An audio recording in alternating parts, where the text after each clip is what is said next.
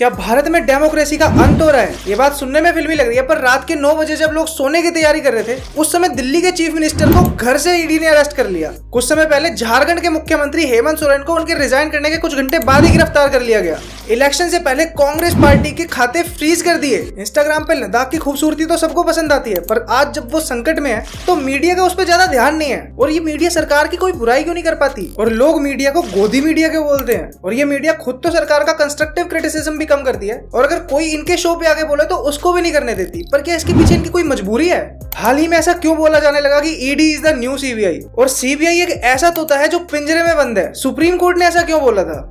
अगर मोदी जी सच में करप्शन के खिलाफ हैं, तो जिस बिजनेसमैन पे ईडी के छापे पड़ रहे हैं उससे भाजपा डोनेशन क्यों ले रही है? सोनम वांगचुक, जिनसे 3 इडियट्स का रेंचो कैरेक्टर इंस्पायर्ड है, क्योंकि उन्होंने रियल लाइफ में बहुत इनोवेशंस किए और अवार्ड भी मिले हैं, वो आज लद्दाख के लिए अनशन पे बैठे हुए हैं, पर सरकार उस पर ध्यान क्यों नहीं दे रही है? इस बार जब राजनीति रंगभूमि बनेगी तो किसका राज तिलक होगा और किसका पतन होगा? ये वीडियो किसी पार्टी का पक्ष लेने के लिए नहीं है, और ना ही ये हेट फैलाने के लिए है। ये सिर्फ आपकी जानकारी के लिए है। तो डिक्टेटरशिप क्या होती है आप इससे समझिए। जैक मा, जो एक बिलियनियर है, उन्होंने अमेरिका में जाकर ट्रंप के साथ ये बोल दिया था कि अमेरिका में हम 1 मिलियन जॉब्स प्रोड्यूस करेंगे, और वो रातों रात गायब हो गए थे। और सऊदी अरेबिया की डिक्टेटरशिप को तो सब जानते हैं, पर अगर भारत में डिक्टेटरशिप होती तो कोई प्रधानमंत्री को क्रिटिसाइज ही कैसे कर पाता? और इतने सारे लोग जो आज बोल रहे हैं वो कैसे बोल पाते?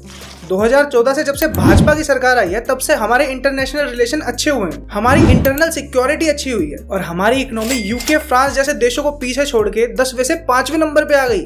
और भी सरकार के बहुत सारे अच्छे काम है, जैसे स्वच्छ भारत अभियान, Beti Bachao Beti Padhao, roads, highway, infrastructure, इस पे भी काफी अच्छा काम किया गया है। और जिस राम मंदिर के लिए सालों से लड़ाइयां चल रही थी, वो राम मंदिर भी बनवा दिया। तो ये ओपोजिशन लीडर ये क्यों कह रहे हैं कि इस बार मोदी जी चुनाव जीते तो अगली बार से चुनाव ही नहीं होंगे, जबकि हमारे कॉन्स्टिट्यूशन का बेसिक स्ट्रक्चर बदला ही नहीं जा सकता? पर कुछ काम तो ऐसे चल रहे हैं जिसे देख के लोग बोल रहे हैं कि ये तो डिक्टेटरशिप चल रही है। जैसे दिल्ली के वर्किंग चीफ मिनिस्टर को गिरफ्तार करवा लिया गया, और इसी शराब घोटाले में पहले सत्येंद्र जी और मनीष जी को भी गिरफ्तार किया हुआ है।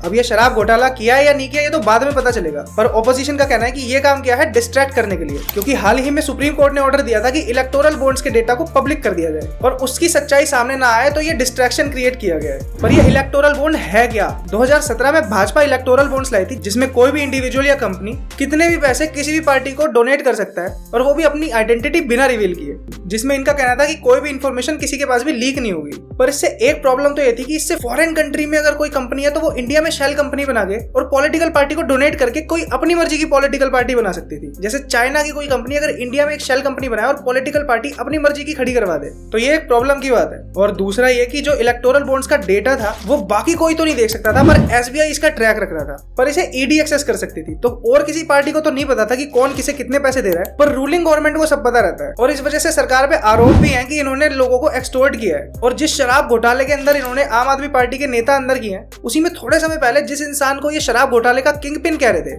उसकी कंपनियों ने भाजपा को 59.5 करोड़ रुपए डोनेट किए हैं, और वो भी इन इलेक्टोरल बॉन्ड्स से। और ये बात पता चली है डेटा मिलने के बाद। और ओपोजिशन के ये भी आरोप है कि सीबीआई और ईडी का यूज करके जिन बिजनेसमैन के ऊपर इन्होंने रेड करी है उनसे इन्होंने डोनेशन ली है, और कई बार डोनेशन के बदले कॉन्ट्रैक्ट भी दिए हैं। पर ये सीबीआई और ईडी सरकार के अंदर क्यों काम करेंगी? चलो इसको समझते हैं। 1963 में सीबीआई को गवर्नमेंट ने एक नोटिफिकेशन से बनाया, और आज तक भी इसे एक्ट ऑफ पार्लियामेंट से लीगल स्ट्रक्चर नहीं दिया है। जैसे सेबी का खुद का एक लीगल स्ट्रक्चर है, और कोर्ट के कहने के बाद भी इसे लीगल स्ट्रक्चर तो नहीं बनाया, पर ऐसे रूल बनाते रहते हैं जिससे रूलिंग गवर्नमेंट इसे अपने हिसाब से चला सके। बाकी सारी चीजों में चाहे ओपोजिशन के कितना ही मतभेद हो, पर इस चीज में ये सारे एक ही जैसा सोचते हैं, क्योंकि जब एक सरकार ओपोजिशन में होती है, जब वो रूलिंग गवर्नमेंट बनती है तो उसे बदला भी तो निकालना होता है।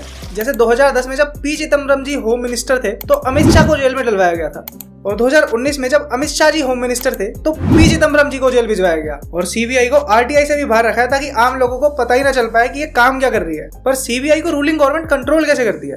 सीबीआई की जो हायरिंग होती है वो इंडियन पुलिस सर्विस से होती है, जो होम मिनिस्ट्री पे डिपेंडेंट होती है।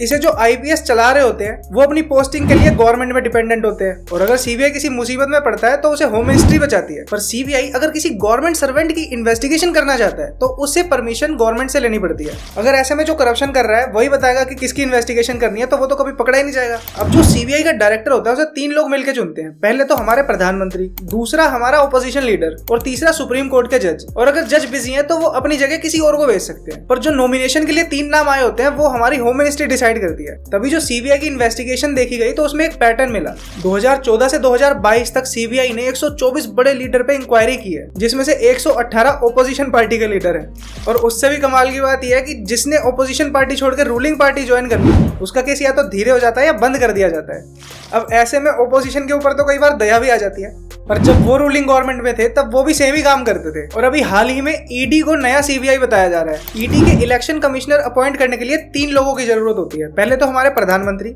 दूसरे ओपोजिशन पार्टी के लीडर और तीसरे हमारे चीफ जस्टिस ऑफ इंडिया। पर कुछ समय पहले सरकार ने एक नया लॉ बनाया जिसमें चीफ जस्टिस ऑफ इंडिया हटा के उन्होंने अपना मिनिस्टर रख दिया, तो 3 में से 2 लोग रूलिंग गवर्नमेंट के हो गए। और केजरीवाल जी का भी यही कहना है कि दिल्ली में भी एक नया लॉ बना के इन्होंने दिल्ली गवर्नमेंट की पावर एलजी को दे दी। और इसी वजह से सीबीआई और ईडी पे काफी आरोप लगते हैं। और मनीष सिसोदिया जी का कहना था कि अगर वो बीजेपी ज्वाइन कर लेंगे तो उनके सीबीआई और ईडी के केस गायब हो जाएंगे। और जो न्यूज मीडिया है उसे डेमोक्रेसी का 4th पिलर माना जाता है, क्योंकि ये लोगों की ओपिनियन फॉर्म कर देता है। लोग हर जगह जाके सच्चाई का तो पता लगाते नहीं, जो मीडिया बताता है वो उसे सच मान लेते हैं। और इसी वजह से अगर कोई देश वॉर पे जाता है तो पहले वो मीडिया को प्रिपेयर करता है और बताता है कि ये वार क्यों जरूरी है। पर फिर भी सारे इसे गोदी मीडिया क्यों कहते हैं। और जो ये रूलिंग गवर्नमेंट के अपोज में बहुत ज्यादा नहीं बोल पाते, उसका क्या रीजन है?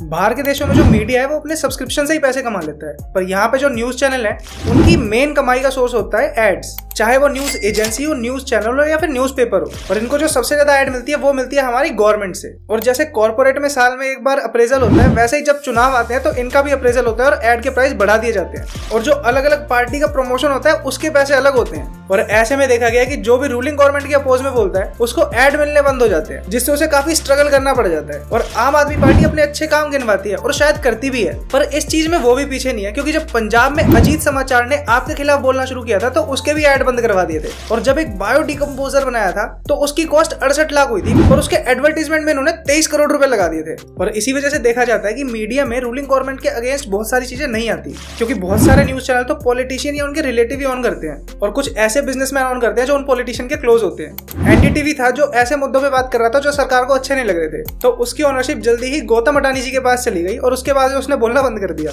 पर इसकी वजह से बहुत सारे लोग कंस्ट्रक्टिव क्रिटिसिज्म भी नहीं कर पाते। और अगर कोई इनके एड के भरोसे ना रहे और फिर भी इनकी बुराई करे तो उस पे जगह जगह से मानहानि के केस आते हैं, जिसका मकसद हारना या जीतना नहीं होता, बस उसे परेशान करना होता है। और इसी वजह से बहुत बार सरकार का कंस्ट्रक्टिव क्रिटिसिज्म भी नहीं हो पाता जो समाज के लिए अच्छा है। जैसे 2014 से पहले मोदी जी कहते थे कि किसानों को मिनिमम सेलिंग प्राइस मिलना चाहिए, पर अब जब किसान उसके लिए प्रोटेस्ट करने आए तो उनका स्वागत हुआ कीलों से, रास्ते खोद दिए गए और उन पर रबड़ की बुलेट चलाई गई, जिसमें एक रिपोर्ट के अनुसार 3 लोग अंधे हो गए। और सोनम वांगचुक वो लद्दाख के लिए अनशन पे बैठे हुए हैं, जिसमें लद्दाख के लोगों की 4 मांगे हैं। पहला, लद्दाख को संविधान के 6th शेड्यूल में शामिल किया जाए। दूसरा, लद्दाख को पूर्ण राज्य का दर्जा मिले। तीसरा, लद्दाख का लोकसभा में अभी 1 MP है, वो बढ़ाकर 2 हो। और चौथा, लद्दाख में पब्लिक सर्विस कमीशन स्थापित हो, जिससे लद्दाख के लोगों को वहां पे अपना अधिकार मिले और कॉर्पोरेट वहां के एनवायरनमेंट को एक्सप्लॉइट न कर पाए। और ये हमारे क्लाइमेट के लिए भी अच्छा है। पर इस पे सरकार ने अभी तक कुछ नहीं बोला, पर इस पे बहुत कम लोगों का ध्यान जा रहा है। और कमाल की बात तो यह है कि 2019 में बीजेपी के मैनिफेस्टो में था कि लद्दाख को 6th शेड्यूल में शामिल किया जाएगा।